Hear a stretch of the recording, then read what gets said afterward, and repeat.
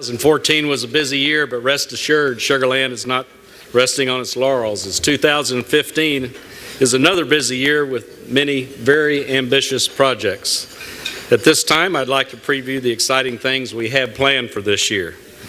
Every year, the City Council establishes priorities to focus the work of the City Council and staff on the most important projects for assuring Sugar Land remains an excellent city in which to live, work, play, and shop.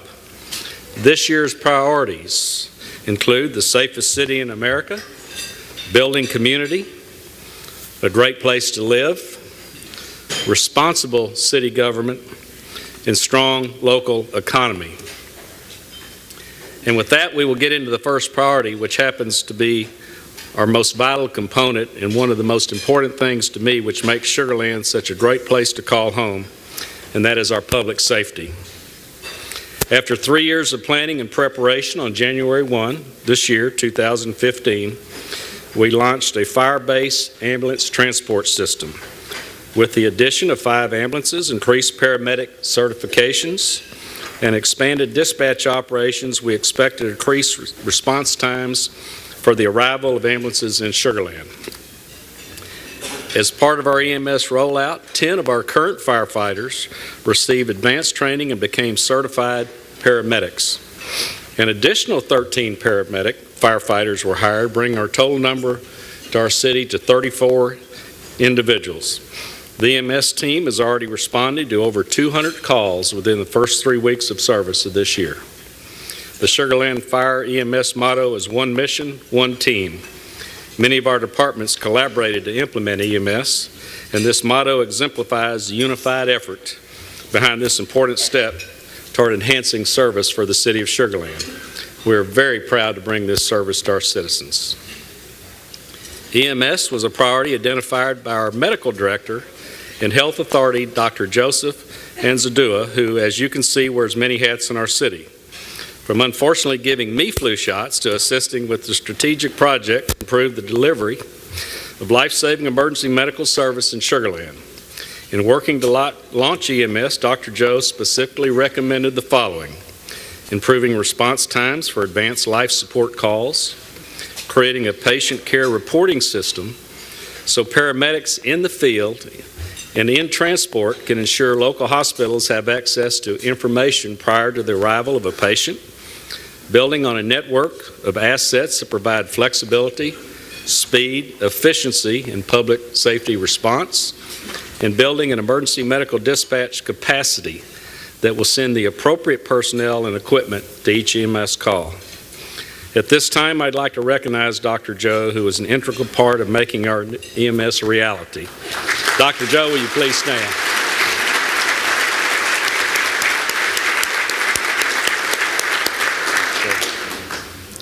Thank you much for your assistance in making this project where it is today.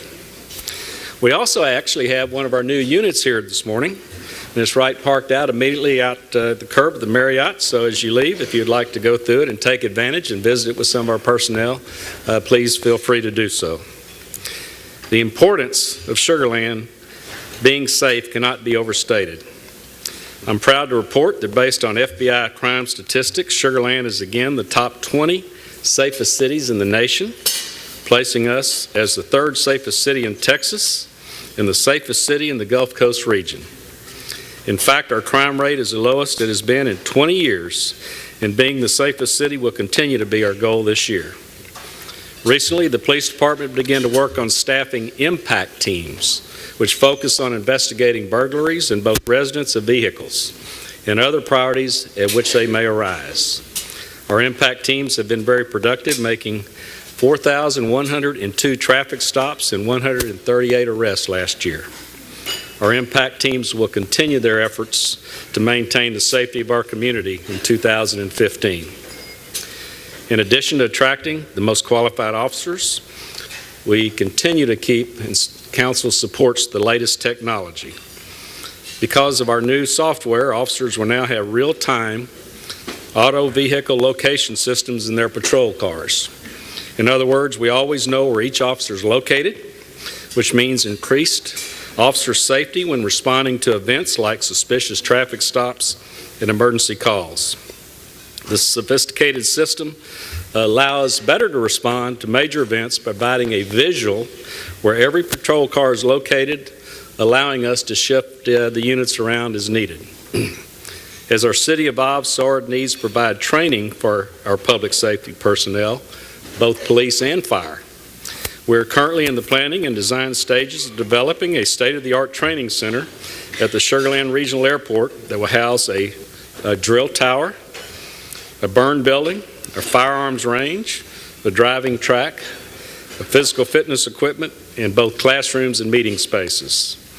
Members of City Council and staff have visited the leading training facilities throughout the state of Texas to identify the best technology and equipment needed to meet the needs of our public safety professionals. We're very excited to work toward providing our police department and fire department world-class facilities to support their very important role in our city. After extensive input, the police department began work on a $1.8 million project to install crime prevention cameras at 43 locations north of Highway 98 in Sugar Land. Installation of this new technology will be completed in May of 2015 and create a network of license plate recognition cameras at all major intersections. Essentially, anyone driving through these areas will have their license plate recorded, providing us with another investigative tool to help track down criminals. Once all cameras are installed, the city staff and council will evaluate the cameras to ensure their effectiveness and consider expansion in additional parts of our city. As the city continues to focus on officer safety, we have initiated a body camera program that will equip all patrol officers with the necessary technology to ensure their safety. The first phase of this initiative has been completed, with 30 body cameras obtained and assigned to officers. 2015 will bring the next phase of this initiative, will outfit the entire patrol division. One of our proudest accomplishments is to not only our ability to keep our residents safe, but to maintain the security of our public safety personnel. There are two gentlemen I would like to call out today, and none of this would be possible without the work of our chiefs. At this time, I'd like to ask both J.J. Adami, our fire chief, and Doug Brinkley, police chief, to please stand and be recognized. Gentlemen.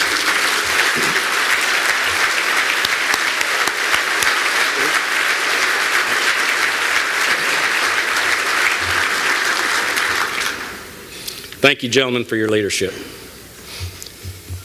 Our city's priorities cover a wide range of services to our community. For example, while keeping our city safe is vital to our community's well-being, respecting our diverse cultures, improving access to leisure activities, and cultivating the arts are important components to enhancing Sugar Land's quality of life and building a true sense of community. One of the ways Sugar Land is adding to our sense of community is through our pedestrian and bicycle master plan. Approved by City Council in 2013, this plan identifies a future network that includes 24 miles of bike lanes, an additional 18 miles of on-street shared lanes for bicycles, and 128 miles of pedestrian and bike paths.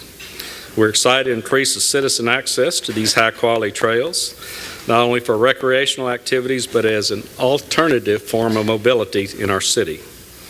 One of our goals envisioned in the plan is building a future network of corridors that allow our residents to easily go anywhere in Sugar Land by both hiking and biking.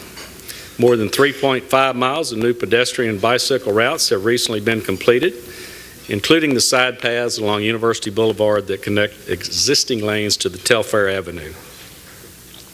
As part of this pedestrian and bicycle master plan, we will begin working on the Imperial Park and First Colony Park trails. These projects are part of a voter-passed bond project to connect nearly 10 miles of additional new hike and bike trails and bridges with the existing trails throughout the city. This year, we remain focused on fulfilling projects identified in that plan, including the bond projects and on creating new programs, and also that would help educate and encourage new users within our city. The City of Sugar Land has a history of making public investments in cultural arts. One of the guiding forces behind our continuing cultivation is a recently completed cultural arts strategic plan. A component of this plan was the concept of a parks, art, recreation, culture, and streetscapes, or what we call the PARCS Board. The City Council just recently appointed the first 9 members to this board this past October. The Council's vision for the PARCS Board is to provide input, feedback, and advice on projects and programs to enrich the visual and aesthetic environment of the city, to advise on matters relating to the long-term goals for parks, recreation, cultural activities, streetscape, and urban forestry programs. The Parks Board will also help to ensure an environment where all citizens can share and enjoy the full diversity and vitality of our city.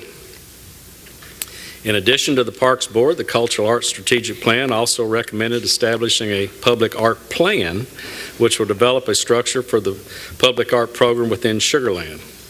This Parks Board will assist the city through the development of this plan, helping the city to identify future public art priorities. We're looking forward to a great insight from the members of this board regarding the public art plan.